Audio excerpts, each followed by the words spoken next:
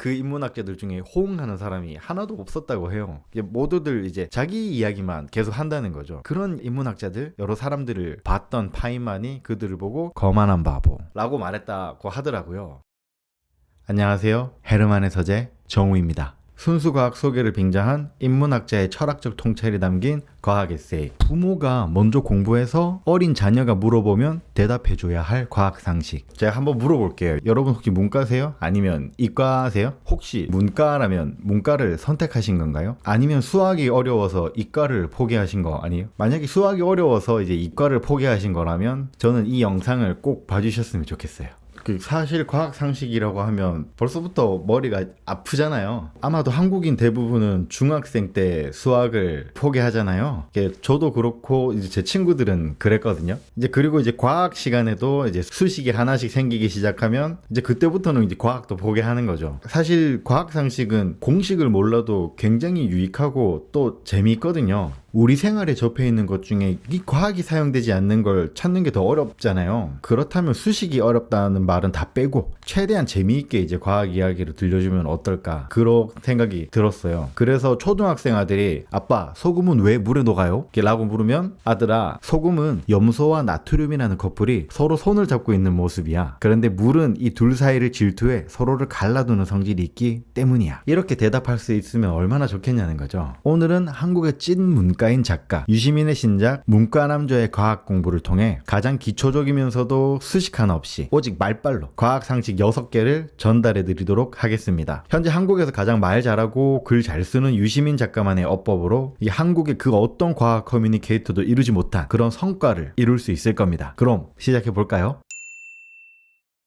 1장 그럴 법한 이야기. 인문학은 자기 자신을 이해하려는 욕망의 산물이다. 그 욕망을 충족하려면 누구나 무에서 시작해야 한다. 단 하나의 인문학 지식도 유전으로 물려받을 수 없기 때문이다. 호모사피엔스의 뇌가 생물학적으로 진화해 자신을 이해하려는 욕망을 버리지 않는 한 인문학이 사라지는 일은 없을 것이다. 여러분, 제가 한번 물어볼게요. 인문학이 뭐죠? 네, 우리가 과학 이야기, 여러 사는 사람 이야기를 하려면 이제 그것부터 좀 정의해야 되잖아요. 이 책의 포문을 여는 게 인문학과 과학을 정의하고 구분하는 걸로 시작을 해요. 리차드 파인만이라는 과학자가 등장하는데, 과학자와 인문학자들이 함께 토의하는 그런 학제적이라는 토론회 이야기가 등장해요. 파인만이 보기엔 이런 인문학자들이 서로 다른 말들을 하기 때문에 이게 의견이 조율되지 않는다라고 생각을 했던 거죠. 그래서 이제 파인만이 우리 먼저 주제부터 명확하게 한 다음에 이야기를 다시 이어나가자, 이런 의견을 내놓거든요. 근데 이제 그 인문학자들 중에 호응하는 사람이 하나도 없었다고 해요. 모두들 이제 자기 이야기만 계속 한다는 거죠. 그런 인문학자들, 여러 사람들을 봤던 파인만이 그들을 보고 거만한 바보라고 말했다고 하더라고요. 제가 즐겨보는 프로그램에는 과학자들이 많이 나오거든요. 우리 김상욱 교수님이나 심채경 교수님, 그 다음에 안들과학의 궤도님 같은 경우에는 이런 과학 패널들의 공통점을 보면 이게 어떤 질문이나 단어를 접할 때 이 단어의 정의를 내려야 됩니다. 혹시 물어보신 질문이 정확히 이러이러한 것이 맞나요? 라고 정의부터 한다는 거죠. 먼저 정의 내리는 작업을 하지 않으면 그런 질문에 대한 답변을 실컷 정말 정성 들여 했음에도 이런 비과학적 사고를 가지고 이제 뭔가 자기 마음에 안 드는 사람들은 태클을 건다는 거죠. 그렇기 때문에 너가 질문한 게 그게 맞냐? 네가 생각하는 단어가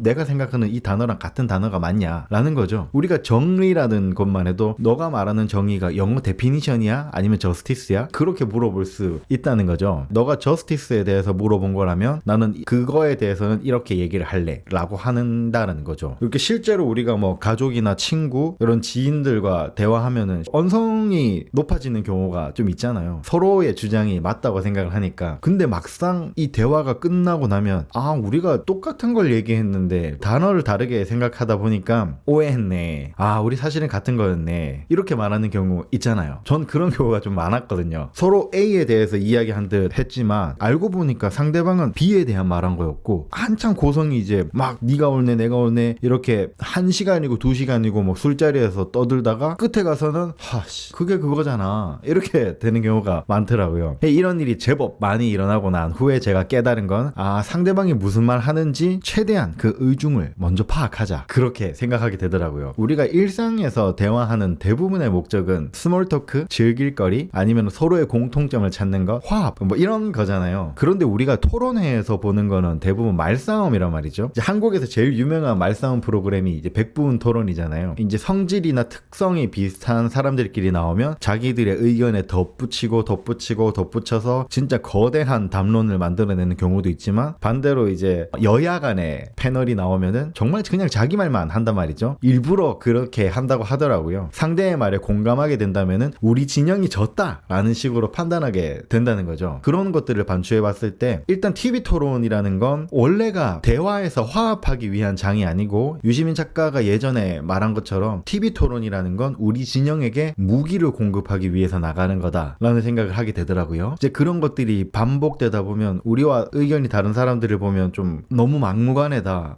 답답하다, 이런 생각이 많이 들 거고요. 그래서 리차드 파인만이라는 과학자는 그런 사람들을 보면서 거만한 바보라고 말한 게 아닐까라는 생각이 들더라고요. 이 책에서는 보면 수학을 못해서 어쩔 수 없이 문과를 가게 된 사람들을 운명적 문과라는 이제 칭호를 붙이더라고요. 진짜 잘 만들었죠. 대부분은 수학을 못하잖아요. 이 책 마지막 수학자 파트에서도 나오는 거지만 정말 수학은 재능의 영역이더라고요. 그래서 아무나 수학을 잘할 수 있는 건 아니고, 저자조차도 그런 학력평가, 지금으로 따지면 수능이죠. 수능에 나올 법한 수학 문제의 패턴들 를 통째로 외워서 시험에 임했다고 하더라고요. 그렇게 해서 좋은 성적을 받아서 서울대에 간 거겠죠. 39. 나는 이 말이 옳다고 본다. 과학을 전혀 몰랐을 때 나는 세계를 일부밖에 보지 못했다. 타인은 물론이고 나 자신도 잘 이해하지 못했다. 지금도 전체를 보지는 못하며 인간을 다 이해하는 것 역시 아니다. 하지만 예전보다는 훨씬 많은 것을 더 다양한 관점에서 살핀다. 윌슨의 말은 과학의 토대 위에서야 인문학이 온전해진다는 것이다. 그렇다. 과학의 사실을 받아들이고 과학의 이론을 활용하면 인간과 사회를 더 정확하게 이해할 수 있다. 이런 주장은 사실 많이들 해요. 그리고 실제로 인문학을 즐기시는 그들도 이런 과학 상식들로 철저하게 좀 무장하고 있어요.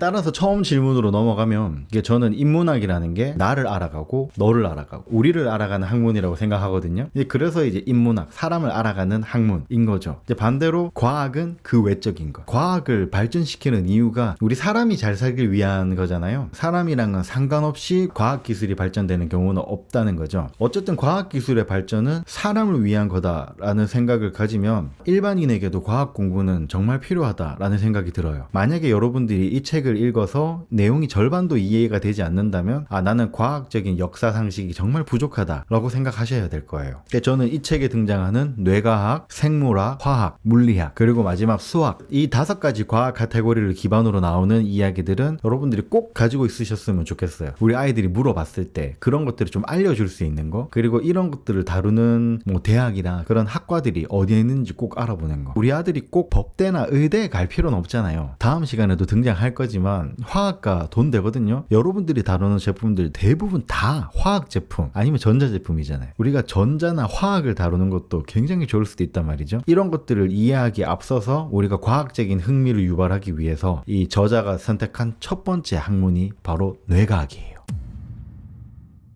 이번 영상이 유익하셨다면 좋아요, 구독, 알림 설정 부탁드려요. 헤르만의 서재 정우였습니다.